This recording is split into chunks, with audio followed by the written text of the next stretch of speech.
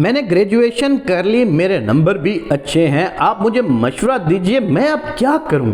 نوجوان کے چہرے پر ایک غیر معمولی اعتماد تھا۔ میں اسے تھوڑی دیر غور سے دیکھتا رہا۔ میں اس کے بارے میں مشکوک تھا۔ یہ نوجوان میرا غیر متوقع ملاقاتی تھا اور میں اس کی آمد کا مقصد سمجھنے کی کوشش کر رہا تھا۔ نوجوان کی کہانی لوور مڈل کلاس کے لاکھوں بچوں سے ملتی جلتی تھی۔ والد بچپن میں فوت ہو گیا، والدہ نے سلائی کڑھائی اور دھلائی اور لوگوں کے گھروں میں کام کر کے پڑھایا۔ بچہ دل لگا کر پڑھتا رہا، پہلی اور دوسری پوزیشن حاصل کرتا رہا۔ میٹرک کے بعد اس نے تعلیمی اخراجات پورے کرنے کے لیے ٹیوشنز پڑھائیں، وظیفے لیے اور ہائی فرسٹ ڈویژن میں BSc کر لی، وغیرہ وغیرہ۔ جب وہ اپنی داستان سنا رہا تھا تو میرا خیال تھا کہ وہ آخر میں آنکھوں میں آنسو بھر کے درخواست کرے گا، میں گریجویشن کر چکا ہوں، میں اب یونیورسٹی میں داخلہ لینا چاہتا ہوں اور میرے پاس فیس یا ہاسٹل کے اخراجات کے لیے رقم نہیں ہے۔ اگر کوئی صاحب یا ادارہ مجھے قرض حسنہ دے دے تو میں نوکری کر کے یہ رقم لوٹا دوں گا۔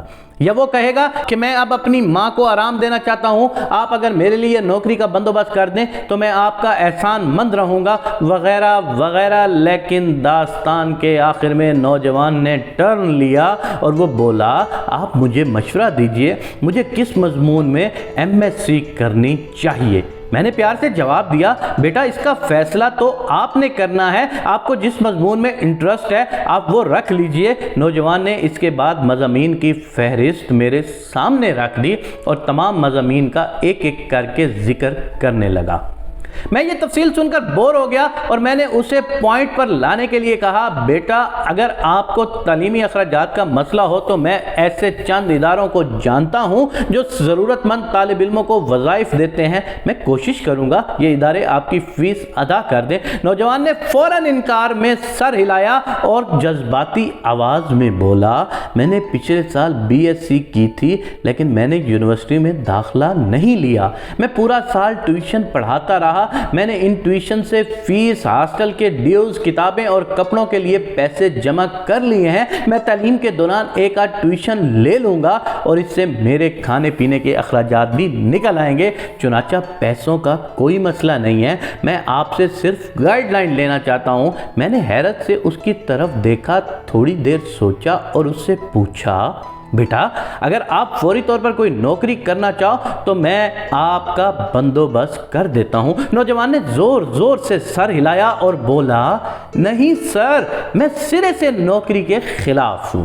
میں سمجھتا ہوں دنیا میں آج تک کوئی شخص نوکری سے خوشحال نہیں ہوا۔ میں تعلیم مکمل کرنے کے بعد اپنے کاروبار کروں گا اور مجھے امید ہے میں 10-20 برس میں ایک خوشحال زندگی گزارنے لگوں گا۔ میری حیرت انتہا کو چھونے لگی۔ میں نے اس سے پوچھا، لیکن کاروبار کے لیے تو سرمایہ کی ضرورت ہوتی ہے؟ نوجوان مسکرایا، سر بڑے کاروبار کے لیے رقم کی ضرورت ہوتی ہے، ایک چھوٹا سا ٹیوشن سینٹر بنانے، ایک سکول کھولنے، دہی بلے یا چاٹ کا سٹال لگانے یا سافٹ ویئر بنانے کے لیے سرمایہ نہیں چاہیے، اس کے لیے حوصلہ، ہمت، عزم چاہیے اور یہ میرے پاس بہت ہے۔ اب بس مجھے سبجیکٹ کے معاملے میں گائیڈ کر دیجئے۔ میں نے پوچھا، آپ نے اگر نوکری نہیں کرنی تو تعلیم کیوں حاصل کر رہے ہو؟ نوجوان نے سر اٹھا کر میری طرف دیکھا، اب اس کی آنکھوں میں حیرت تھی۔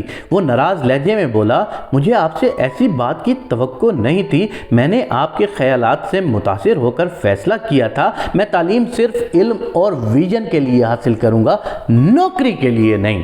میں نے کہکا لگایا اور اس سے پوچھا، بیٹا آپ نے یہ خودداری اور انا اور یہ ویژن کس سے سیکھا؟ نوجوان نے پشت کرسی کے ساتھ لگائی اور شائستہ لہجے میں بولا، یہ میری ماں نے سکھایا تھا۔ میری ماں جوانی میں بیوہ ہو گئی تھی لیکن اس نے آج تک کسی سے مدد نہیں لی۔ آپ یقین کیجئے میری ماں نے میرے چچاؤں اور ماموں تک سے 1 روپیہ نہیں لیا، یہ بچپن سے مجھے کہتی آ رہی ہے۔ بیٹا انسان جب ایک بار کسی کے سامنے ہاتھ پھیلا دیتا ہے تو پھر اس کا ہاتھ کبھی واپس نہیں آتا۔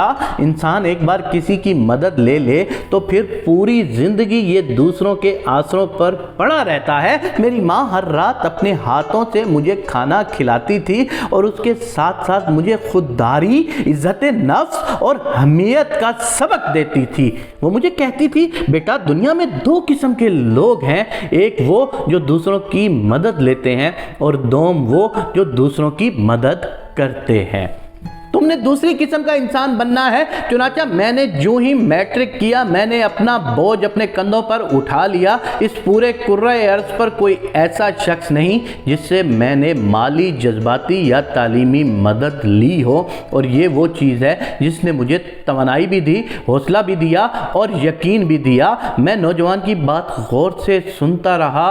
وہ بولا، سر آپ یقین کیجئے، خودداری دنیا کی بہت بڑی طاقت ہوتی ہے۔ یہ وہ قوت ہے جو آپ کو ہارنے نہیں دیتی، جو آپ کو کبھی مایوس ہونے نہیں دیتی، اور جو آپ کو شکست کے ساتھ کمپرومائز نہیں کرنے دیتی۔ یہ وہ طاقت ہے، یہ وہ قوت ہے جو آپ کی امید کو کبھی بجھنے نہیں دیتی۔ نوجوان نے سانس لیا اور دوبارہ بولا، میری ماں میرے بچپن سے کہتی آ رہی ہے، دنیا کی تاریخ میں آج تک خوددار شخص ناکام نہیں ہوا۔ خودداری اور توکل وہ صفت ہے جو اللہ تعالیٰ اپنے اولیاء اور اپنے نبیوں کو دیتا تھا۔ وہ کہتی تھی، تم دنیا کے تمام کامیاب لوگوں کی فہرست نکال کر دیکھو، تمہیں ان لوگوں میں خودداری نظر آئے گی۔ وہ کہتی تھی، اللہ تعالیٰ ہاتھ پھیلانے، مانگنے اور دوسروں سے مدد طلب کرنے والوں کی روزی سے برکت اٹھا لیتا ہے، اور یہی وجہ ہے دنیا میں آج تک کوئی بھکاری خوشحال نہیں ہوا۔ اور وہ خاموش ہوا تو میں اپنی کرسی سے اٹھا، میں نے اس کا ہاتھ تھاما اور اس پر بوسہ دے کر کہا، بیٹا آپ میری طرف سے اپنی والدہ کو مبارکباد پیش کر دینا۔ وہ نوجوان تھوڑی دیر بیٹھ کر رخصت ہو گیا، لیکن میں دیر تلک اس کی گفتگو کی خوشبو میں لپٹا رہا۔